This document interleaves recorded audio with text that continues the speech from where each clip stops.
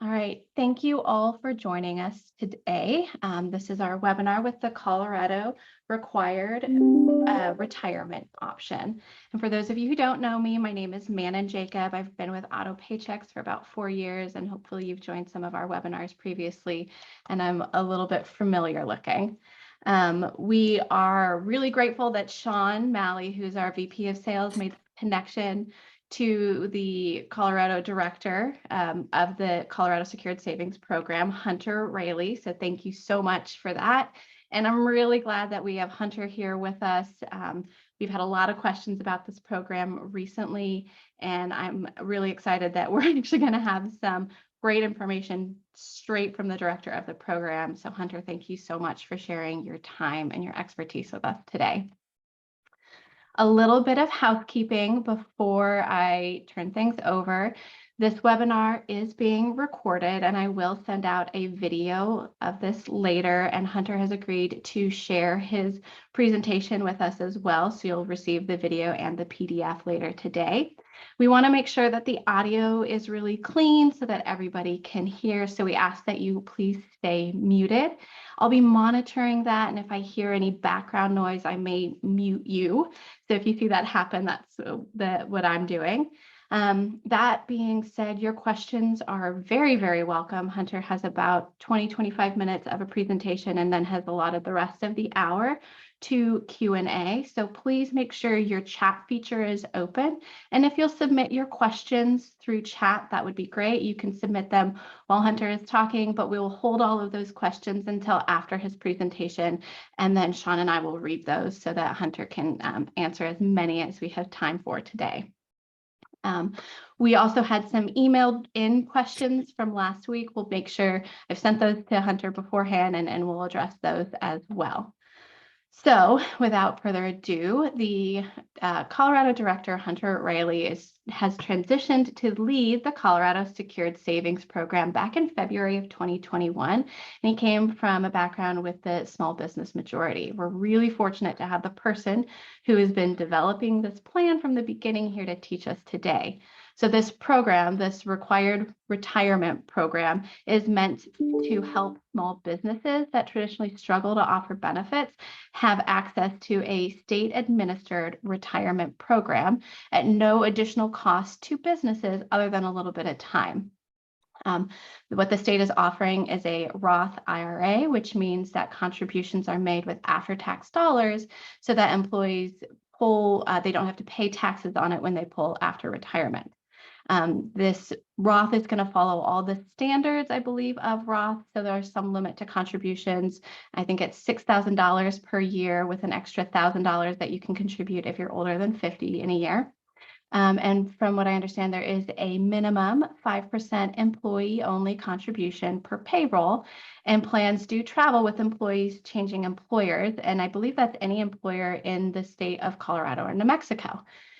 Before I hand things off to Hunter, I want to assure our Autopaychecks clients that we are making a plan to help with administration. For employees to elect to participate, the contribution will run as a deduction through payroll. We hope that the state will have a portal that is import friendly and the retirement report can be generated and uploaded for the necessary information transfer. We're also researching the possibility for an automatic file transfer and integration that could also help reduce the administrative burden, allowing for the necessary reporting to be generated and auto sent to Vestwell, which is who the state has chosen as a broker. And that'll happen when payroll is processed, that automatic transfer. For those of you who might be looking at offering a private plan, whether it's another Roth, a 401k, or anything else, we can help with those as well. And then Autopaychecks does offer a premier 401k plan that is integrated into our payroll software. And the service does automate all of the reporting and contributions, so your administrative burden is really minimal if you choose that premier 401k. After this webinar, I'm happy to answer any questions that you might have about that Autopaychecks option. I just ask that you open up chat and type in your email address and Premier 401k, or you can send me an email later and I'll be in touch with you about that, either myself or someone from the team. If there's enough interest in that, we can do a follow-up webinar specifically about Premier 401k. But that is all the time I'm going to take up today. I'm excited to have Hunter with us, and I'm going to hand things over to him. Thank you so much for that introduction, and thank you for having me. As was mentioned, my name is Hunter Railey. I am the director of the Colorado SecureSavings program. I work with the Colorado Department of the Treasury, who is the state agency that will be administering it. As you can see, the photo on this slide deck is not me. This is our treasurer, Dave Young. And before we dig into the specifics and provide some of the program itself, I think it's helpful to provide some background on why we have this statute in the first place. And just a little bit of clarity too. So beyond, apart from starting in February 2021, this is now my 5th going on 6th year working on this policy. I worked on it through the advocacy legislative process. And this was really kind of a pragmatic policy that didn't receive a ton of pushback where it landed, mainly because we took a very close look at all the details to make sure that this was something that was going to work for employers, folks with existing plans, and the savers at the end of the day. So with that, I will attempt to, there we go. Some background on this. So at a high level, whatever we want to call it, there is a national retirement crisis, and it's really driving the need for innovation. As you can see here, about half the working age population in the United States lacks a workplace lacks access to a workplace retirement savings plan. This is going to create an enormous retirement savings shortfall, and we're already starting to see some of the issues that pop up with this. So as I think we're aware, coming out of the pandemic, baby boomers are now retiring. That's a huge demographic group. There's an over-reliance on Social Security. There's fewer working age households to contribute to the trust and pay premiums into it. As it's recently come out too, inflation is driving up the payouts from Social Security, and just at a high level too, even with the increased payouts from Social Security for those who are eligible, $1,800 a month is about the average. That really raises some serious questions about whether Social Security alone is going to be sufficient to maintain a lifestyle for an elderly population, especially as health issues and other things pop up later in life. Our goal at the state treasurer's office is to make sure that people can retire with dignity, that they have enough money to sustain themselves, and that they feel supported throughout that process. Beyond that too, defined benefit plans, pensions are increasingly uncommon. The state has one, some union employment arrangements still have them, but they're not very common in the private sector as it stands right now. They're mostly defined contribution plans, and those fit under a pretty complicated legal structure called ERISA. The result of that has increasingly been inequitable access to workplace benefits. So when we're looking at the gap between who has retirement access to a retirement savings plan and who does not, it's not so much a income and socioeconomic class is part of this, but it's really where we saw the strongest correlation was size of employer. For large employers, it's pretty easy and affordable to manage a defined contribution plan. For smaller firms, it can be pretty difficult, administratively complicated, and expensive for the employer and the saver alone.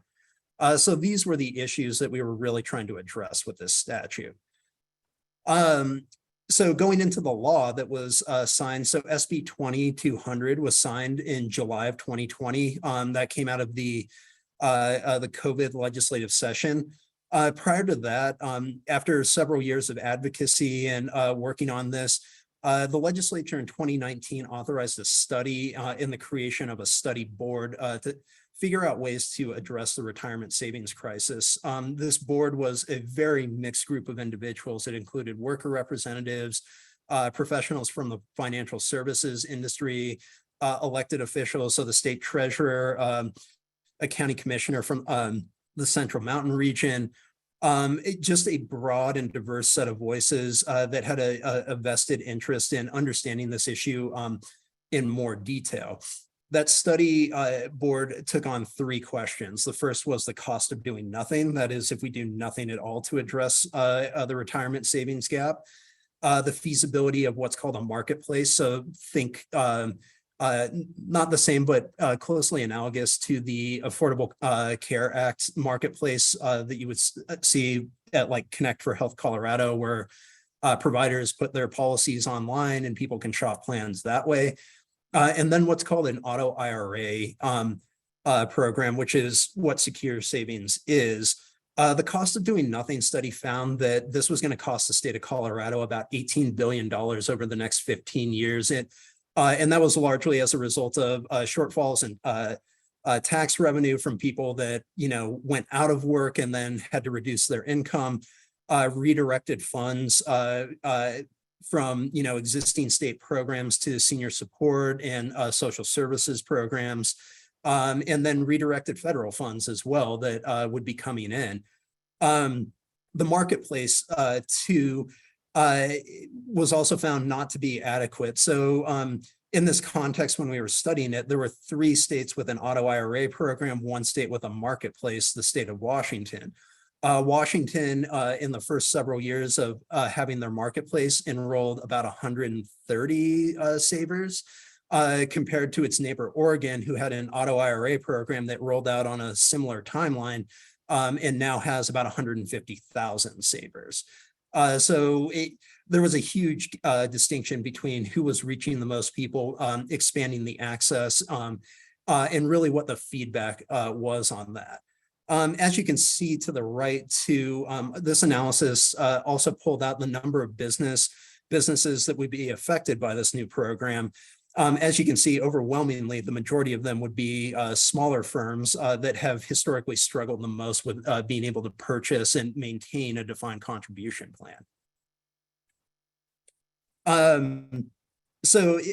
Mixing this up a little bit, pivoting into our outreach strategy, my team and I, in the process of designing and developing this program with our board, decided we needed to segment the state a little bit and understand that Colorado is a very large state, a very diverse state, and there were very different needs within each of the populations, just different lifestyles, different approaches to managing money, and different goals that they wanted to see in their community. So this is, we really took a regional approach that was tailored to the diversity of industry and lifestyle throughout the state.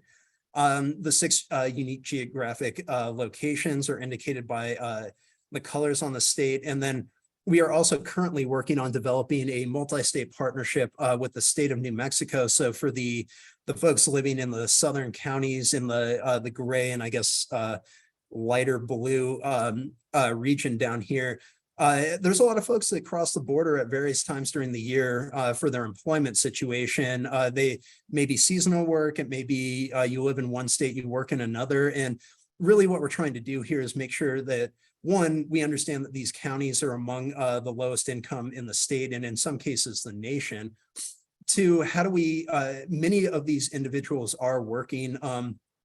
And 3, this partnership really kind of reinforce the idea that a portable benefit that can transfer between states, between employers, was going to be really important for the folks living in this area to make sure that they were getting the most out of their labor over time. And again, we'll dig it more into some of the logistics of the SecureSavings program, but the priority moving out of all of this was really, and where we heard feedback and everything else, was to make this as easy as possible for employers to administer, because that, in fact, was one of the largest reasons why many employers do not pursue a retirement plan. So here's some of the basics. So SecureSavings is what's called an auto IRA program. It's basically a state facilitated retirement program. It is administered through a public-private partnership. So this isn't a pension plan. This doesn't incur additional liabilities for taxpayers. It is a defined contribution plan where the state sits in the board, more appropriately kind of serves as the sponsor of the plan. And then we procured vendors to help us manage some of the other functions. So again, the government entity is serving as a fiduciary for the plans. We manage oversight. We're handling outreach, marketing, and any number of other functions.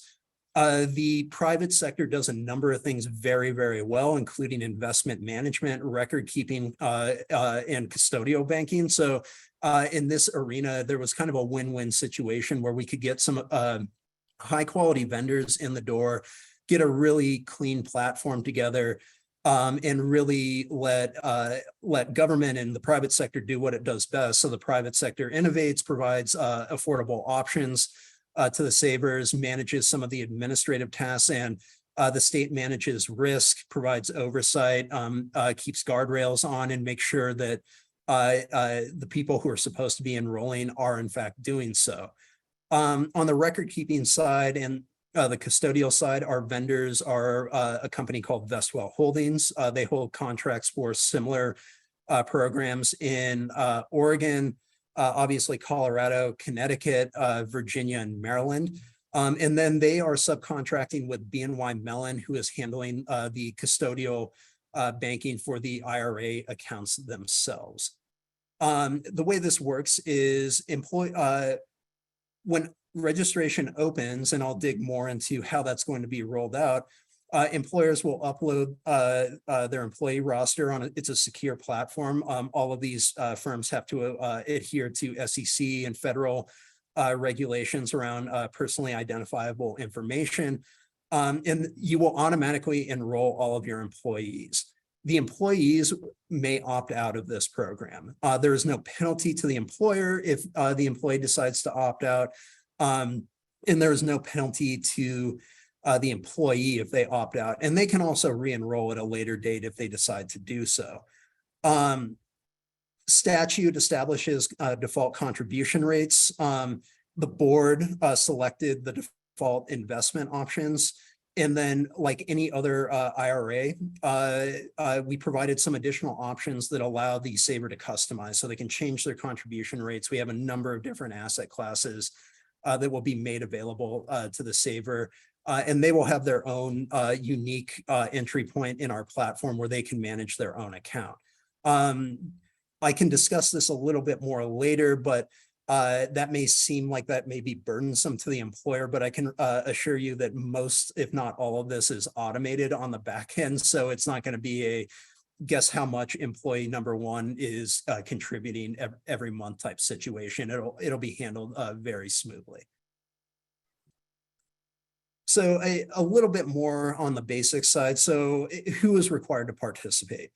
Statute says that employers without retirement plans who have 2 or more years in business and who have 5 or more employees are required to either register and enroll and remit contributions to the Secure Savings Plan, or if they're already providing a qualified retirement plan, which I'll discuss a little bit more later, they effectively, at worst case scenario, they'll have to fill out a quick exemption form and we'll verify it on the back end.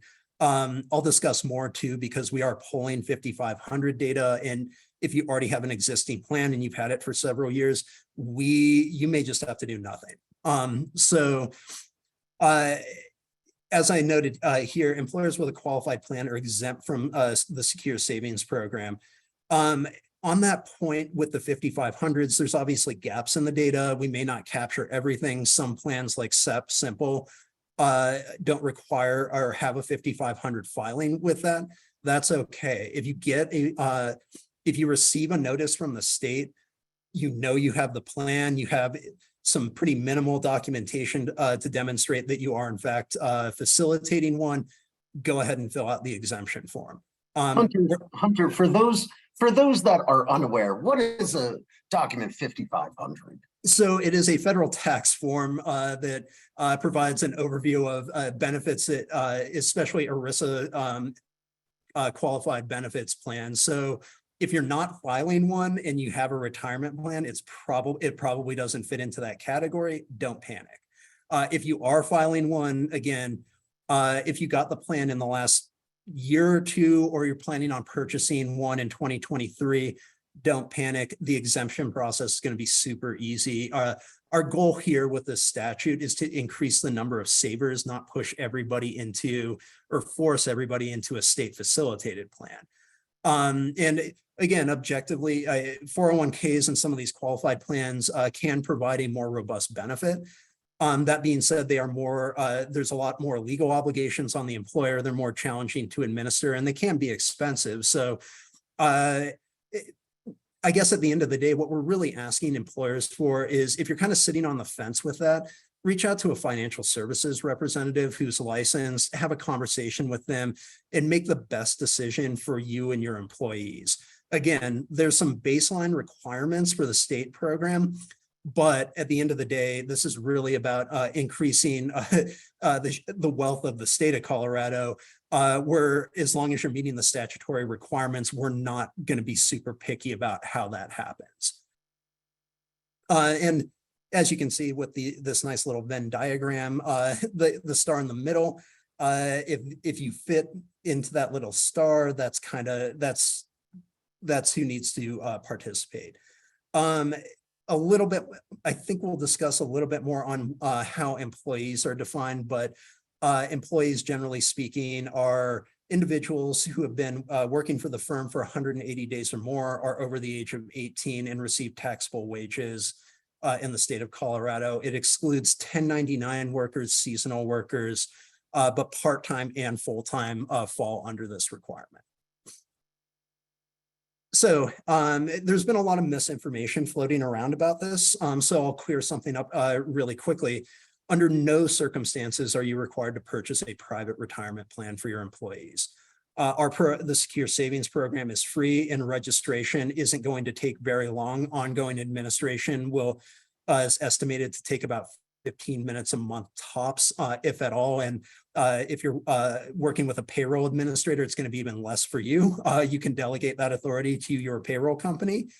But just wanted to get that out of the way. There's been a lot of sales pitches that you are required to purchase something. You are not required to purchase a plan.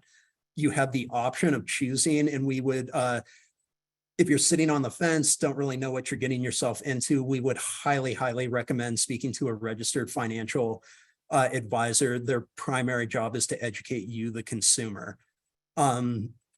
Hunter, I sat through 2 different demonstrations of the Secure Savings program, and it seemed pretty evident that there was a lot of misinformation and pushing their proprietary 401k product. What would you say to companies that are doing that and using this state mandate as a fear tactic to move their product? Given that there's a wide range of sales pitches there, just ranging from, not being happy about having state requirements, we understand that, to perhaps leaning into the territory of misinformation. If you are a registered or a licensed representative in the state of Colorado, we hold that license, and there are requirements about how you conduct yourself with clients. If we get complaints, we are going to investigate those.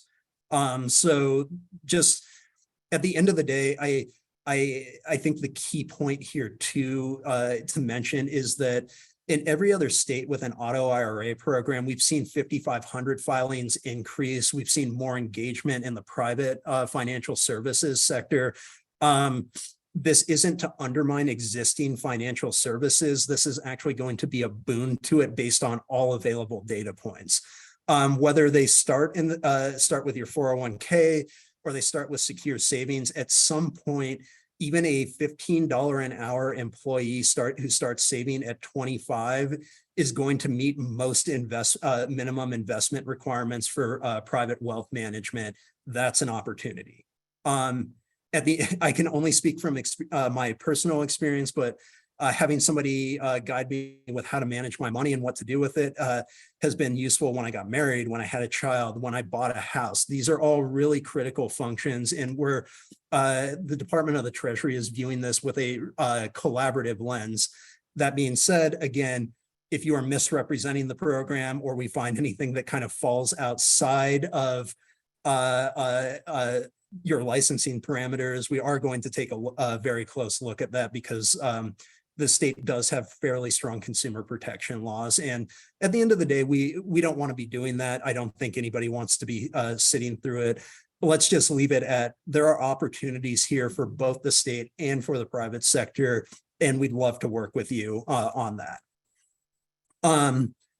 So pivoting a little bit, so what are the employer responsibilities? So part of the reason this is a reasonably short presentation, so typically with state programs, there's a pretty long paper trail or a number of things you have to do.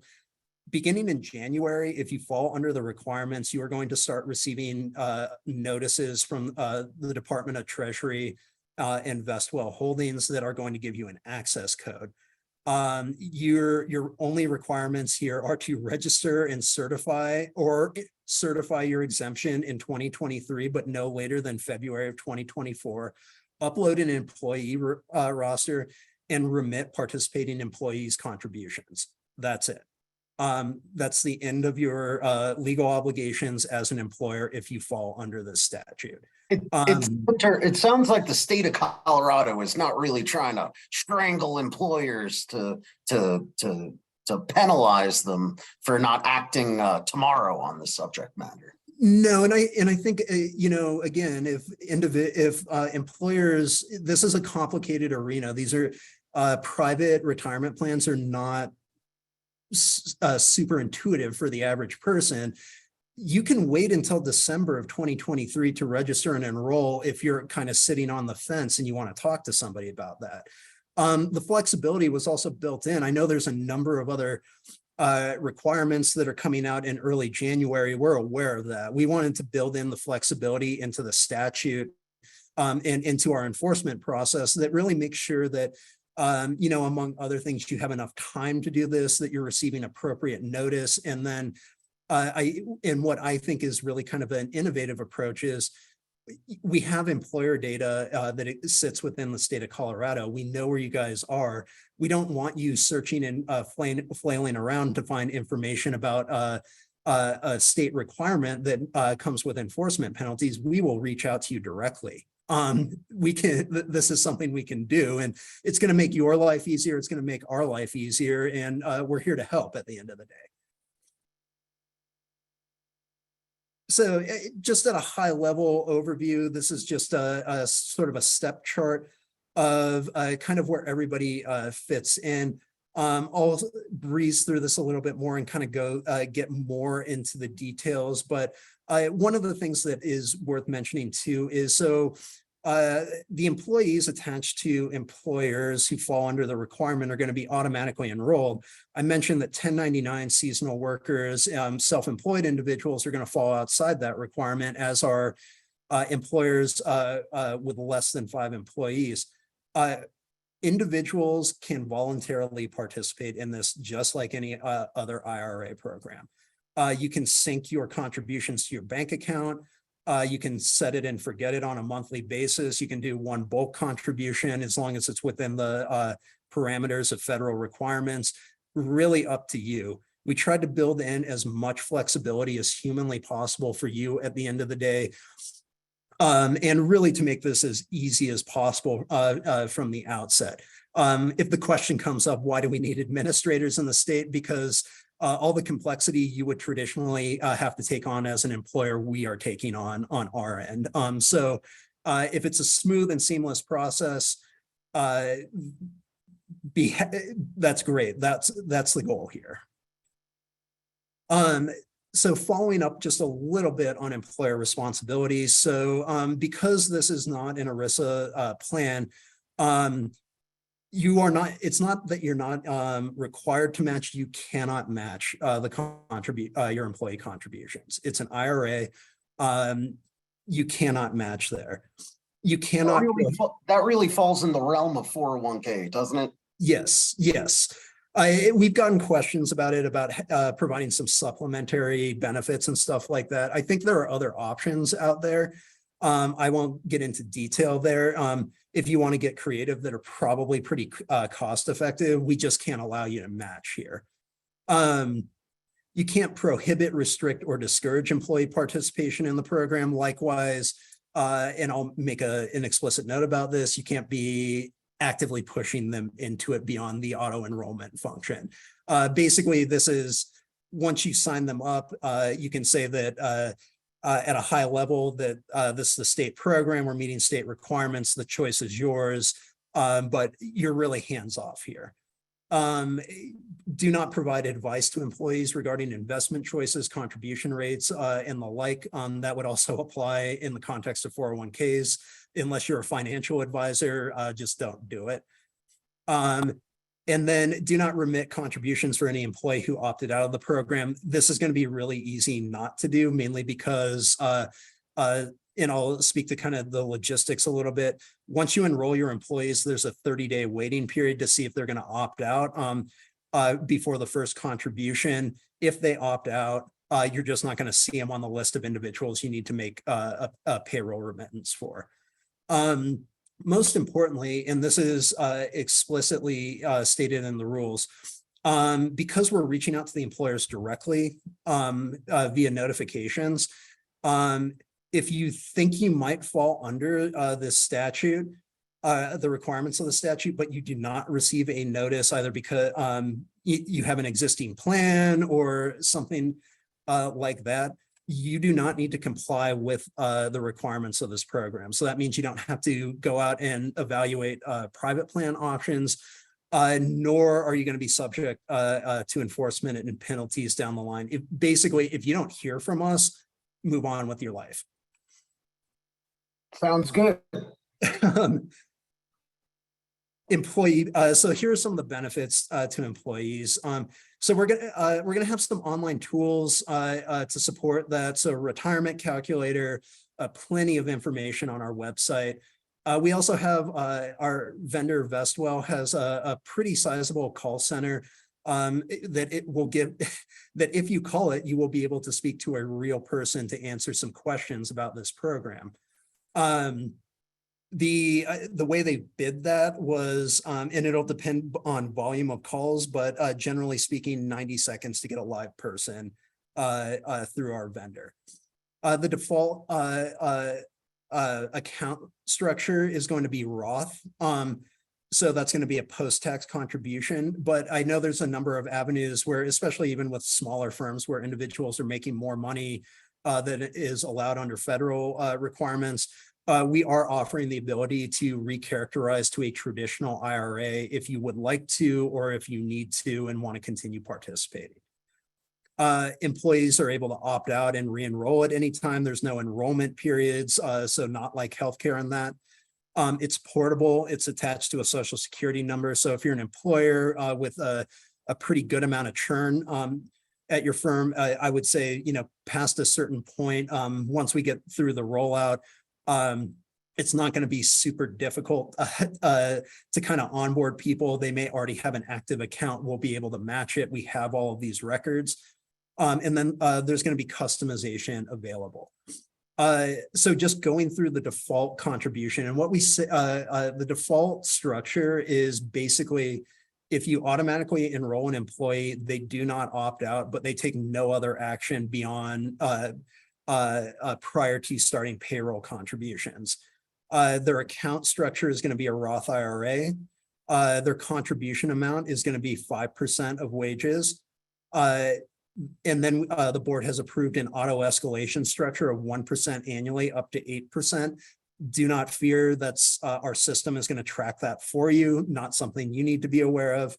And then the investment that they're going to be going into. So for the first contribution, especially because, some folks may need to see a month or two of pay stubs before they make a final decision. After the first 30 days, on day 31, the next payroll cycle, you begin the contributions for your employee. That's going to go into a money market fund. It's going to be held there for 30 days and then swept into a target date series based on their age range. Every contribution after that is going to go into a target date series. The customization options the employee will have will be, again, recharacterized to traditional if they would like. They can change the percent. So if 5% is too much, they can go down as low as 1%. They want to add more, they can go up to 100% of their wages, provided it falls under federal IRA requirements. They can the employee can opt out of auto escalation or change the percentage again. And then we're offering an additional 3 asset classes to diversify, should they choose so, fixed income, money market, global equity. I'll say in this category, the investment managers are going to be State Street Global Advisors. They have the money market, target date, and fixed income. BlackRock has our global equity asset class. Those who are not impacted by the requirement. So on this voluntary piece, employees who employer already has a retirement plan, 1099 workers or self-employed, seasonal employees, employees who work for businesses with under 5 employees, you can voluntarily participate. Again, it works just like any other IRA. You can connect it to your bank account. You can handle contributions however you would like. One time at your discretion, send a check, do it electronically, whatever you want to do. And then just to provide some additional color to the additional avenues for compliance. So this is directly from statute. This may not be helpful if you're not an expert on US tax code, but basically 401A, 401K, 403A, 403B, 408K, 408P, and 457B are all considered qualifying exempt plans. So if you have one of these plans already or are thinking about purchasing it, this will you will be considered exempt for the purposes of this requirement. So important dates. We are in the middle of the pilot program. We started onboarding our initial batch of employees earlier. It's November 1st, so new month, everyone. But we started onboarding folks in the middle of October, really just to check to see, it's a select number of employers, really just to see if our systems are working and to make sure everything's going to be functioning before we start sending out notices. The program itself opens for registration in January of 2023, and the businesses are required to register a certify exemption by February 28th, 2024. On this last point, we will be doing enforcement annually, but I think given that this is a new program, we're going to try and find some ways to be flexible. We know that there's a lot going on. We're going to be a little bit harder on this moving forward, but I think for the first go around, our preference is that you're in compliance and that we don't have to fine you. To be clear, fines are $100 for non-compliance are $100 per employee. They are capped at $5,000 per year, and they will be assessed annually. Beyond that, this is my contact information. If you have follow-up questions, please feel free to reach out. Other than that, I am more than happy to start taking some questions. And Sean, I think you had some before we dive into the ones that are up here, if that's all right. Sure, thank you. So Hunter, first and foremost, I'm ecstatic that the state of Colorado is rolling this out. I spoke to a number of financial advisors, some that we work with, Work Plan Retire being one of them, and they told me that this is an incredibly useful operation. In general, retirement savings is incredibly important for the overwhelming population. I had a couple of questions. You're right. Nowadays, financial advisors kind of get berated when they want to move money from, say, an old 401k to roll over into an IRA. There's a couple of ideal circumstances that a 401k would be a little bit more advantageous, including but not limited to a loaning or borrowing issue. And I would ask Hunter, does this Roth IRA option allow for loaning or borrowing in any circumstance? So you cannot, under federal rules, loan against your IRA.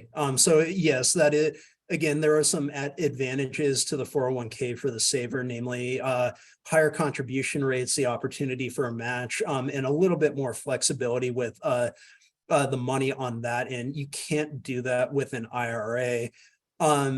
I think the trade-off that employers need to consider is if you purchase the 401k, even if it's in the context of a pooled employer plan, you're still taking on some legal liabilities and some administrative responsibilities. And we don't want to discourage anybody from doing that. We just want everybody to be aware and informed of what they're getting into prior to doing so.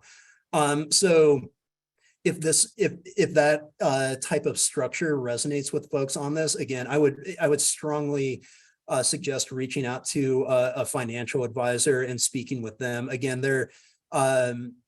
we've done a number of different events and a lot of work with financial planners.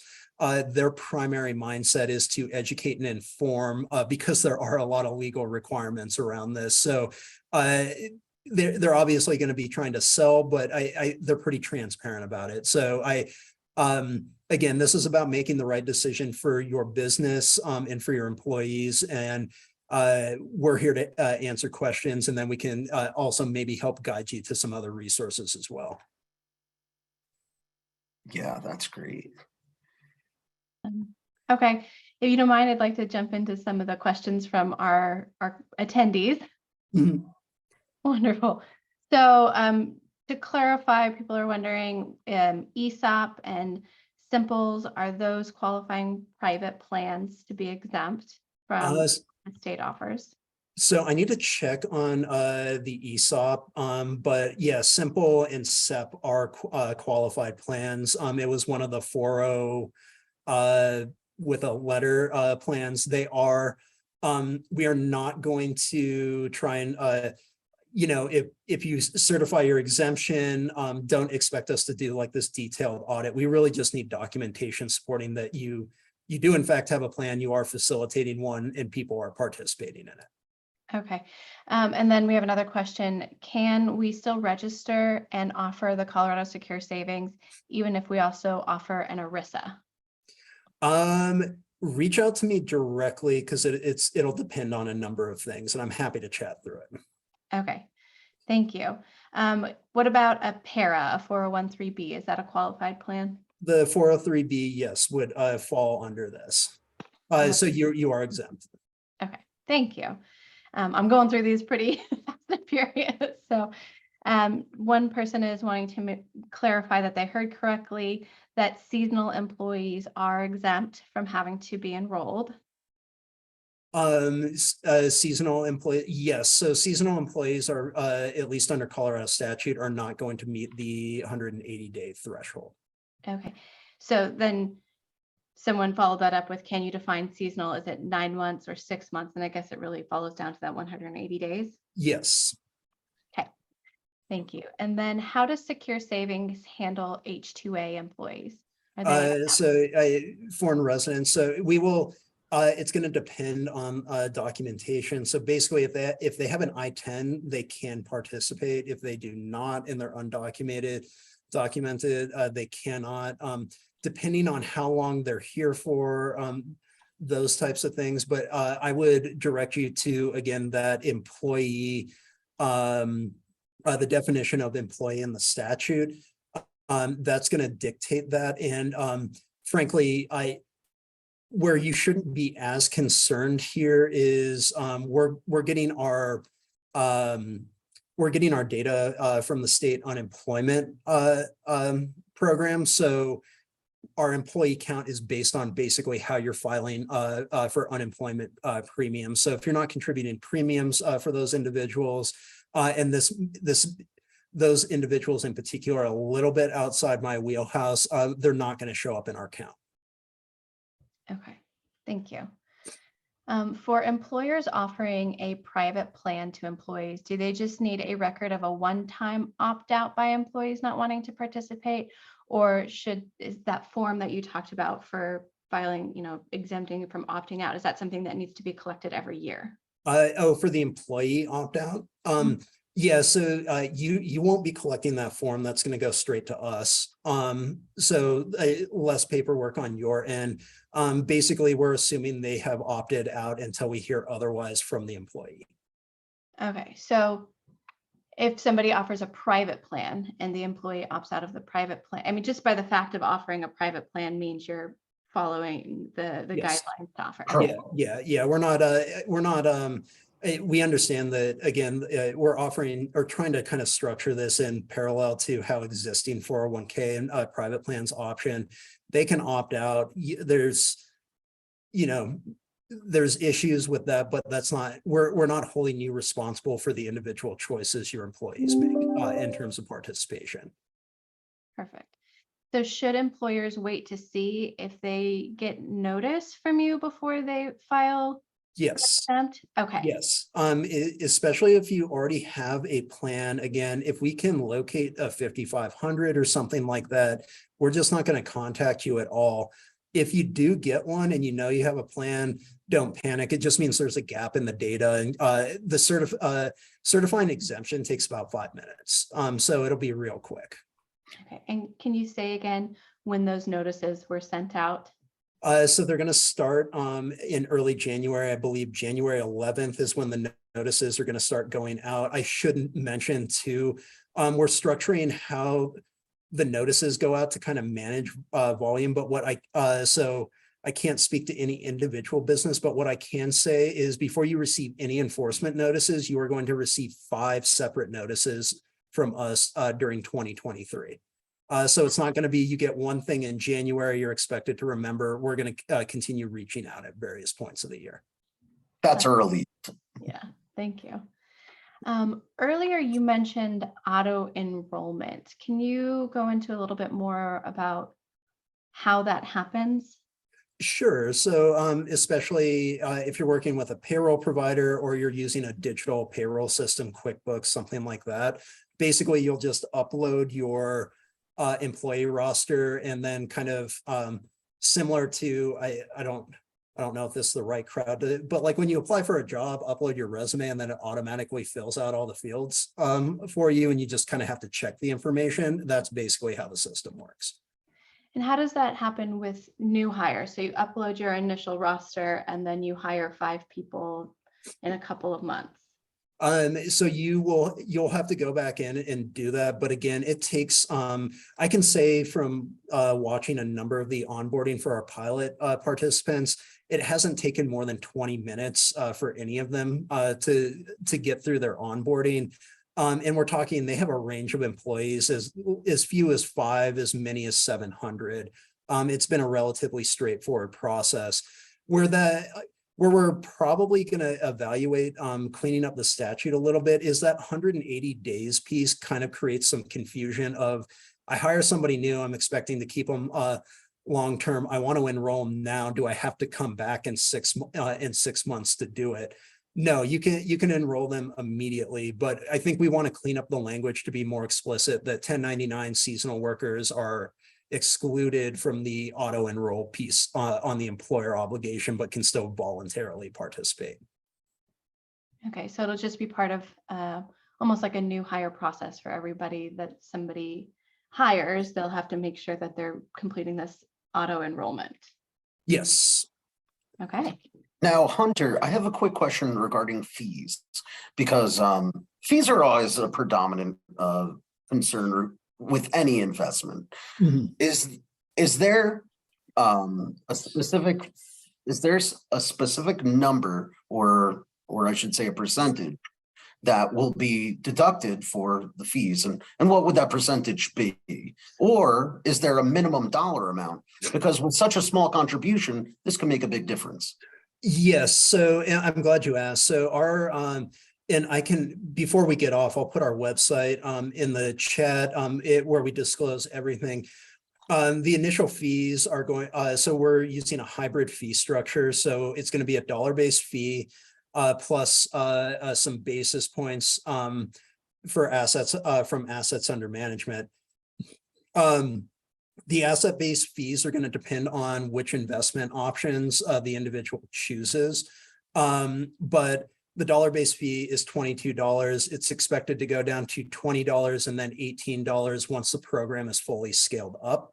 And then the asset-based fees are going to be 29 basis points. So a little bit more expensive in the earlier parts, but once the savings continue, it's actually from a mathematical standpoint, more advantageous for the saver, mainly because the flat rate fee is going to go down, in fact, or at least at a minimum remain unchanged.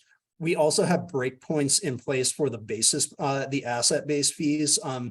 As the fund grows, those are expected to come down over time as well. So we've done a number of deep dives on existing 401k private plans, IRAs, and the like. And basically what we've landed on is we're not cheaper, we're comparable.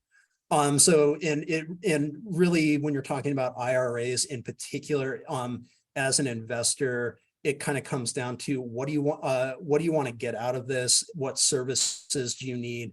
That type of thing. And in that case, we're pretty comparable to where the private sector is at. And in part that our goal is not to undercut the private sector, but the other side of this is from an investment management standpoint and a record keeping standpoint, they're kind of at rock bottom. Or like it's very difficult to imagine how these functions can get any cheaper over time at this stage, unless there's a huge innovation on the horizon that I'm unaware about. I agree. Those fees seem to be pretty reasonable. You mentioned $20. When specifically would that be charged to an associate or an organization? Would that be when an associate onboards and to get them up and running in the system would be a one-time charge, or every time they get a paycheck, it's a $20 fee? No. So that's the annual. It's going to be split up quarterly. So it's going to be spread out that way. Especially to your point, a dollar-based fee for a small dollar amount is a pretty significantly high fee. So, I mean, the goal here again is to it'll be a little bit more expensive from the outset, but as savers continue over time, it's going to get progressively more affordable for them. Sure. And then on the breakpoints with that, our breakpoints on the dollar based fee are based on how many people are enrolled, which is we're expecting to hit those mainly with we have a fairly large state. Our vendor gave us a pretty good deal on that. And then we have the multi-state option coming in. And then the asset-based fees are going to come over time, mainly as the fund kind of evolves and grows over time. Hunter, let's say I really love the asset management being done in my state-sponsored Roth IRA. And let's say I have a Roth IRA elsewhere. Can I move it over to this particular plan? Yes, you can. So we can handle rollovers. You can switch providers.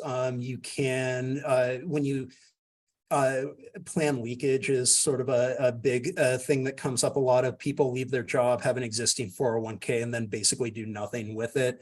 You can roll those over as well. And then likewise, and kind of what I was hinting at is, an individual who saves with us for a number of years and decide they want to go into private wealth management, you can do that as well. It's an IRA. It's going to be the state hasn't put any additional guardrails that the private sector wouldn't face in this arena, and we're going to be accommodating. Hunter, can you talk a little bit about the investment options that are going to exist with this? Sure. So the investment options, again, we have 4 asset classes: a money market fund, a target date series, fixed income. So that's primarily bonds, and then global equity, just to provide the option of getting exposure outside the United States. The fund, these are off the shelf financial products that we're providing. So there's no custom funds coming in here. So when we're talking about things like performance and stuff like that, one, the board is going to be tracking performance and benchmarking that as things evolve. Two, when you look at the target date series in particular with State Street Global Advisors, we're getting institutional class shares for the savers, and based on Morningstar ratings, State Street's target date fund is a pretty well-performing target date series, as are the other options. I think where we're trying to be cognizant of the savers at the end of the day is basically we're aware that many of these individuals may or may not have a ton of money at their disposal. This may be the first time they're investing. And really where we're relying on the private sector here is not to come up with some, experimental fund management structure. It's really just, we know you have well-regulated, secure, and well-performing products, depending on where the market is at. Let's utilize those and connect people to the services rather than really trying to reinvent the wheel at this stage. I have to hand it to you. It seems like yourself as well as your associates in the Colorado Secure Savings Program seem to pull in some pretty big players into the arena for pretty inexpensive fees. Yeah, again, it's kind of it is an arena where they can offer high quality services and products that they've been developing for years, in some cases decades. When we think about index funds, and basically we can bring them a lot of new savers, and that's an advantageous proposition for everyone involved, provided we put the right guardrails in place, have the appropriate oversight, and that we're staying on top of things. So at the end of the day, this is really kind of we understand that there's perhaps lingering issues with state requirements and that type of stuff, but people need to be saving for whatever happens later in life. We really want to help them do that, and we really want to make it as easy as possible. And that's really kind of the intersection that this program sits at. Thank you. Hunter, I gotta ask you one more question here. Oh, man, and go ahead. Just a couple quick questions that came in. How do we find a printable information to provide to employees? Like, is there some kind of document that helps the employee decide whether or not to participate that employers can share? So there's going to be two ways to do that. I'll put our website in the platform website in the chat right now. There are fact sheets on there for employers, for savers. They're in English and Spanish. Once the employee is automatically enrolled into this program, we will send them the full program disclosure directly, so they will have all the information. It's not going to be all of a sudden we're taking 5% of your paycheck and it's going to like some opaque place that you have no documentation for. We are required by law to send full disclosures on this, and every employee who is enrolled will receive that and have time to evaluate before they decide if they want to opt out or continue in the program. Perfect. And then for those who are voluntarily deciding to participate, like 1099s, they would go directly to the portal and enroll themselves and be responsible for remitting a 5% or whatever percentage they choose to. Yes, and it can be whatever percentage they choose. So if they're in, I should have clarified that if they are voluntarily participating, the default contribution doesn't, basically you're kind of on your own there. So you'll need to decide which funds you want to go into. If you want to diversify across those asset classes, that's going to be on the individual. And then, so if an individual is deciding to up their percent for contribution, is that happening on the state portal, and then the state is going to let the employer know that Yes. they need to change? And then is there like a time limit on that? Like, do you have 30 days to get that adjustment corrected without incurring fees, or is that? So we're actually not.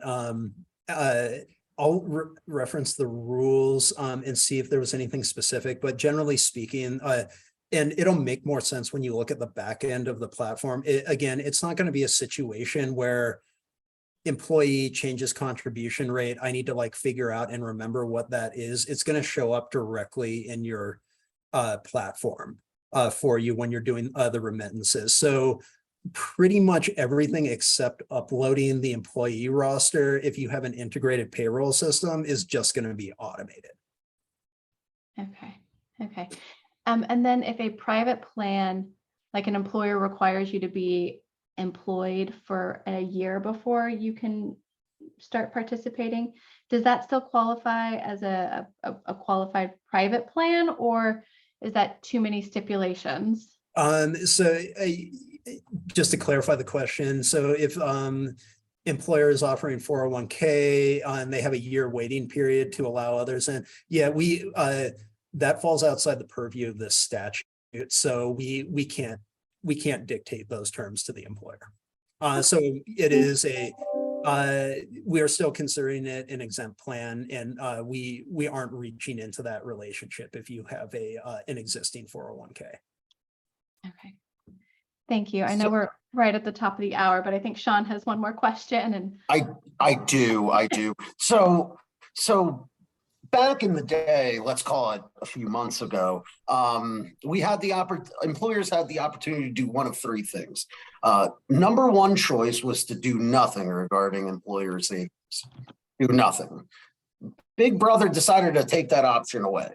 So in the state of Colorado, for lack of better words. So now we could either go employer sponsored qualified plan, otherwise known as in general terms a 401k, or to participate in the Colorado Secure Savings Program. If I'm an employer of a firm and I want to set a good impression of my associates, do you advise me considering a 401k, or do you find this to be a suitable option?